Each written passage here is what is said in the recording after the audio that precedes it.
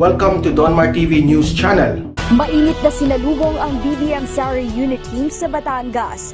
Kasama na presidential aspirant Bongbong Marcos Jr. at Mayor Sara Duterte Carpio si dating presidential spokesperson Harry Roque. Kami po ni Inday Sara ang unit team. Bakit unity? Dahil ang pinag-uusapan po natin ay unity, pagkakaisa. Kung hindi po tayo magkakaisa, kung tayo po ay tuloy na maging watak-watak at nakikipag-away, hindi natin mahaharap itong mga krisis na hinaharap natin ito. Matapos namang i-anunsyo ni Senador Christopher Bongo ang kanyang pag-atras sa pagtakbong presidente, nanawagan sa Mayor Sara ng suporta para sa BBM Sara Unit Team sa ngalan ng pagkakaisa. Nanawagan din siya sa mga sumusuporta sa Administrasyong Duterte na magkaisa para ipagpatuloy at palawakin pa ang magandang nasimula ng kanyang ama. Ipinangako naman ni Vice President Leni Robredo na tututukan niya ang Bicol Region sakaling manalo sa susunod na halalan. Pagtutuunan aniyan niya ng pansin ang transportasyon. Sabi ni Robredo, maraming pagpipilian na daanan ng mga biyaherong papuntang norte, pero isa lang umano ang daanan papunta sa timog na bahagi ng probinsya. Bukod dito, dapat din umanong patatagin pa ang railroad system sa Bicol. Si Presidential Aspirant at Senator Panfilo Lacson, sinabing hindi lang isyu ng teritoryo kundi usapin ng food security ang sitwasyon sa West Philippine Sea. Sabi ni Lacson na pagkakaita ng ating mga kababayang mangingisda sa mayamang resources ng teritoryo. Git niya, napapanahon ng talakayin ng Maritime Bill na inihain ng katandem niyang si Senate President Vicente Soto III. Target ditong tukuyin ang maritime zones ng Pilipinas, kung saan dapat magkaroon ng sariling maritime zone map ang bansa. Sa tulong ito, mas magiging malinaw aniya ang maritime jurisdictions at mas mapadadali ang paghingi ng tulong sa mga kaalyadong bansa. Samantala, plano ni Manila Mayor Isko Moreno Dumagoso na limitahan ang importation ng mga produktong pang-agrikultura. Banta ni Moreno, sa mga smuggler, bilang na lang ang kanilang mga araw dahil dapat unahin ang kapakanan ng mga Pilipinong magsasaka. Samantala, kasama ng alkalde ngayong araw ang Team Bilis Kilos sa Mabalacat, Pampanga. Lubos naman ang pasasalamat ng Presidential Aspirant at Senador Manny Pacquiao sa kanyang mga taga-suporta. Sa kuhang ito, kita ang dagsa ng mga taong dumalo sa pagbisita ng senador sa ilang lugar sa Agusan del Sur. Nasa 4,000 individual ang binigyan ni Pacquiao ng cash at food assistance sa San Francisco at Bayugan City. Personal na sumama si dating Pangulong Gloria Macapagal-Arroyo sa pagbisita ng BBM Sara Tandem sa lalawigan ng Quezon. Mainit na sinalubong ng mga taga-Quezon sina Presidential Aspirant Bongbong Marcos Jr. at running mate na si Vice Presidential Aspirant Sara Duterte Carpio nang dumalaw ang mga ito sa Lucena, Katanawan at Gumaca. Si Mayor Sara nagpaabot pa ng mensaheng pasasalamat mula kay Pangulong Rodrigo Duterte. Sabi niya, hindi na niya magawang personal kapuntahan lahat ng tao, lahat ng Pilipino para ibigay ang kanyang pasalamat. Hindi ninyo siya iniwanan noong 2016 nung nakita ninyo na siya ay nahalal na ng Pangulo, binigay kaagad ninyo ang puso at buong suporta ninyo sa kanyang administrasyon. Madam President, Gloria Macapagal-Arroyo, it was a great honor, Madam President, for joining us. Balik Senado na si Senator Manny Pacquiao matapos ang 4 na araw nitong karaban sa Caraga. Bilang galing anya sa hirap ay nais niya rin anyang ipaglaban ang bayan laban sa kahirapan. Hindi naman anya kailangan mamatay para makilala na bayani dahil habang buhay ipinapakita ang kabayanihan. Regroup muna kami and then kunting pahinga sa mga napanay ko antong Jinsan, matumi sa Jinsan, balik ko Jinsan kaya na may nasunugan dito sa mga kay.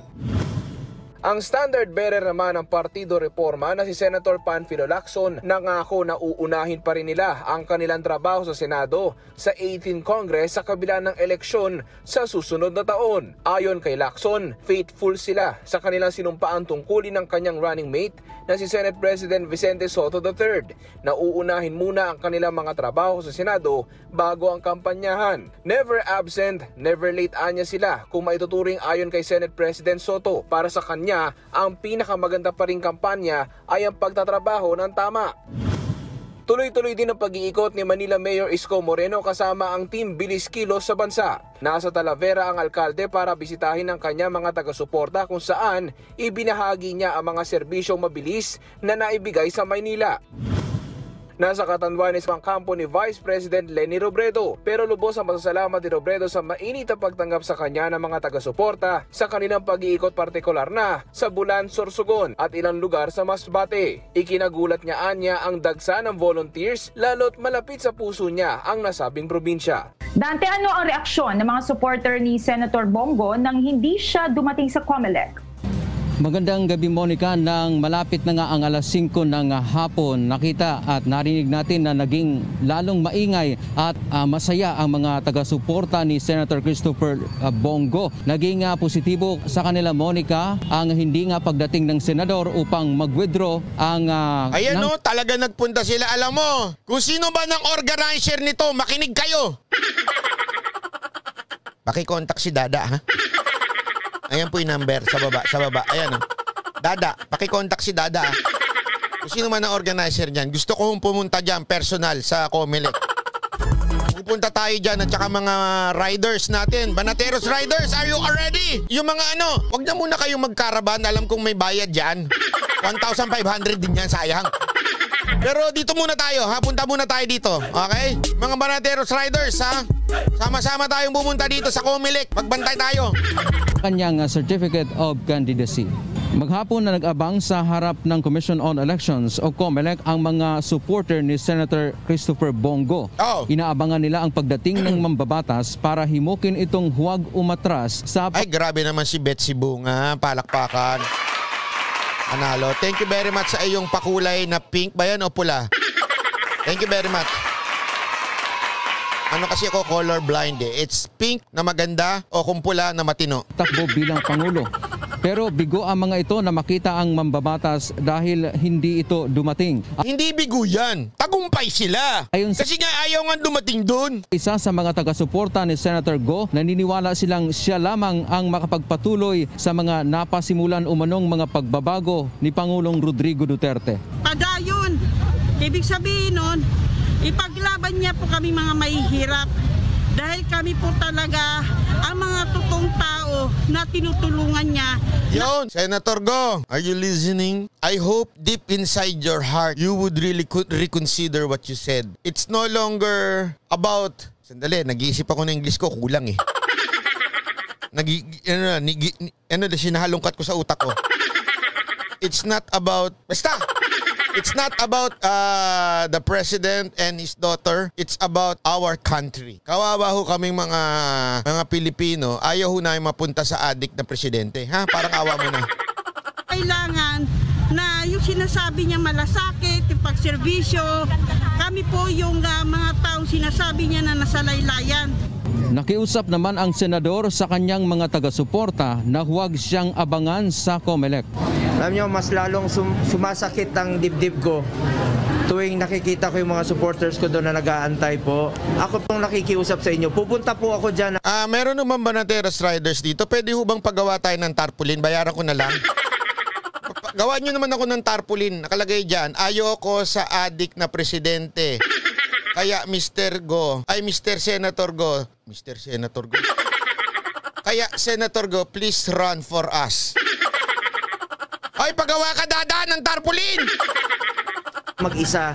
Ayon pa kay COMELEC spokesperson Director James Jimenez, nanatili pa ring presidential aspirant si Go at posibleng masama ang kanyang pangalan sa balota hanggang hindi pa nito na-withdraw ang kanyang COC. Wala pa siyang final eh. And he will become an official candidate, yes.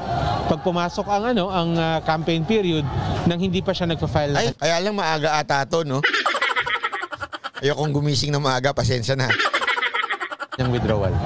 Paglilinaw pa ni Jimenez, bagamat masama ang pangalan ni Senator Go sa balota, ngunit bago ang eleksyon ay opisyal na siyang nakapaghain ng withdrawal. Ito. Gusto ko tong comment na ito. Sabi ni Sandali. Sabi ni Vermont ba yan? Ayan, Vernon Buenavista. Bakit kailangan manira, Banat Bay? Lagi ako nakakakita ng ganyang comment sa akin sa page ko. Bakit di mo na lang i-campaign yung gusto mo? Ba't kailangan manira? Bakit? Kayo ho, tanungin ko kayo, kinakampanya nyo lang ba ho yung inyong kandidato? Pati ibang kandidato, binabanatan nyo rin eh. So kayo, may karapatan kayong bumanat sa ibang kandidato? Kami, wala kaming karapatang banatan yung kandidato nyo. Ang kapal naman ng mukha nyo. Bakit kayo lang may kalayaan? Ano kayo, dilawan?